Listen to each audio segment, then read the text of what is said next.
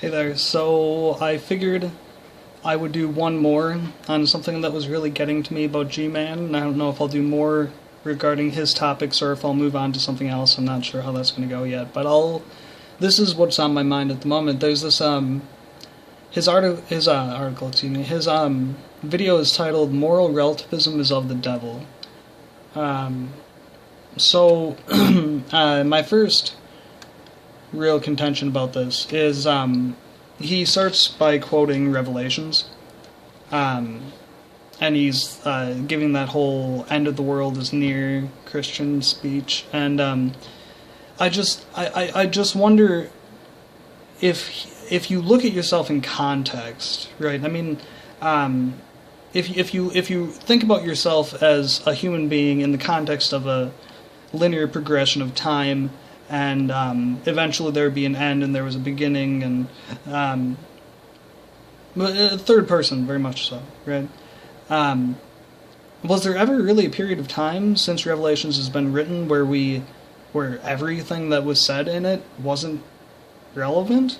Wasn't like as things are at this moment? I mean, a lot of Christian historians talk about how it's Nero who's what they're focusing on there or something. I mean, for the 666, whatever. I mean, you can make it fit whatever that you want. It absolutely baffles me when Christians say that they think that times are near. I mean, just in that statement, they're contradicting themselves, because in the Bible, Christ says that no one will know, that it will be essentially a surprise, which then how are you going to predict it? It screams that you have no idea what you're talking about. I'm going to rant for a moment. I'm here to try to figure things out for real. I mean, Matt Dillahunty on the Atheist Experience often says, I actually care if my beliefs are real, are true, and I have a complex. I just want to be right all the time. I'd hate being wrong, so I just want to be right all the time. So if I'm wrong about something, I want to know it because I just want to be right. And it's not that I can't ever admit when I'm wrong. I just have a need to be right. So I actually care about what the truth is, and I just don't understand people that don't. But then he moves on, and he asks the traditional questions, as if that he's making anything new up. He says, when is murder or rape good? I'm paraphrasing, but my question in response to that is, well, you should ask your God, because apparently he thinks that sometimes it's a good thing. Like that he thought that Lot was a good guy for sending his two daughters out. Just, that seems suspiciously like he thinks rape is sometimes a good thing. Like, oh, you're going to rape these people who are visitors to my house. I have no idea who they are. But because of our social customs, no, you should rape my daughters. But that's good somehow. I mean, I guess that's good if you consider something less bad to be good. That's the question. But, furthermore, I'd really, really appreciate it if you just dropped the anecdotal evidence. I mean, then he brings up Hitler. It's cliche, I get it, but I'm not really going to just say that. I mean, I could just off-hat dismiss the entire argument, but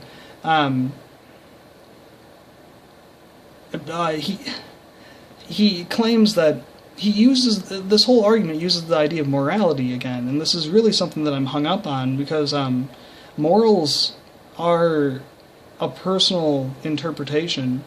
They're your own perspective. I mean, you and I clearly have different moral compasses, and you can say that you're right all that you want, or that God said that you're right, or whatever, that's fine, but I think that I'm right. So, it's stupid to say that. I mean, you have to give a why. I'm not a 3-year-old child, and you're not trying to tell me to do something trivial. It's not like, go to your room. Why? Well, do it. I mean, that's basically what you're arguing here. In regards, furthermore, to the Hitler idea, I can't believe I'm even covering this. I'm embarrassed, but Hitler thought he was doing the correct thing. He thought he was morally justified in what he was doing. And according to his moral standard, he was very much so morally justified in what he was doing. I'm not saying that what he did was good in the context of society, but he thought that what he was doing was good in the context of society, but that's my opinion regarding it. The problem is when people start trespassing upon other people's right to their opinion, that's why we have society, that's why we have what people call ethics, right, is when we have to deal with two people's opinions regarding a matter. How do we figure out what idea is the correct one? I mean, if you do believe in moral absolutism, then you believe that there can be a progression towards better rules and better ideas because there's something to progress towards, right? Well then, wouldn't it just make sense to say that the ethics of the community get better with time? I mean, I understand this, what I just said, but I don't understand the objection to this concept that ethics are the joint workings between different people with different opinions regarding a matter, but we have to get along somehow, so that's why we have ethics. No one can argue this. It's so dumb. I mean, I see even like William Lane Craig arguing this stuff, and I'm not a genius. I'm not coming up with these ideas. These ideas are accessible everywhere, and I don't understand how this is even a problem. But with murder, everyone knew before God supposedly came around with the Ten Commandments and was like, oh, thou shalt not murder, well, or kill, or however it was in, I don't know if it was written in Greek, I have no idea, but, I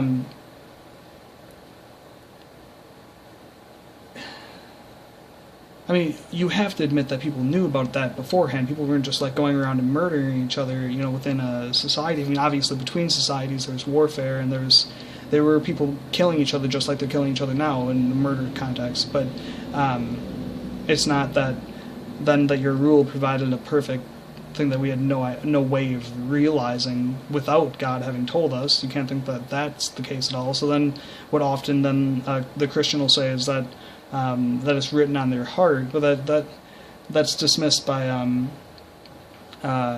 Occam's razor. The argument that it just is an add-on. It's entirely unnecessary. Why would you have to add in the entire complex of there being a God involved in this? It's unnecessary. It could have happened without it. Maybe it did happen with it, but then you need to give some kind of substantiating evidence. You can't just say that there's a probability that it happened. I mean, there's a probability that anything from a Tyrannosaurus Rex appearing in my room at this moment from a different dimension or something to everything outside of my brain just being the Matrix, or there's a probability of anything, but until you can prove it, it's not relevant. I don't care at all. I don't give a shit about your God.